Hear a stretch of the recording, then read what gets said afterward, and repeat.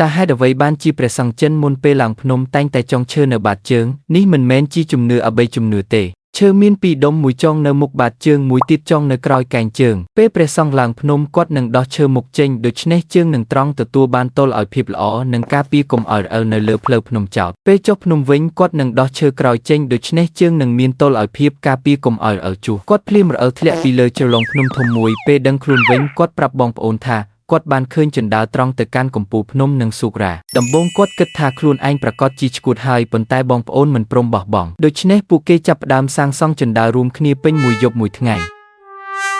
2 ឆ្នាំក្រោយមកពេលពួកគេឡើងដល់កំពូលភ្នំពួកគេឃើញយន្តហោះតូចមួយហោះមករកពួកគេដោយផ្ទាល់ហើយបងប្អូនទាំងពីរស្លាប់នៅនឹងកន្លែងជួយផង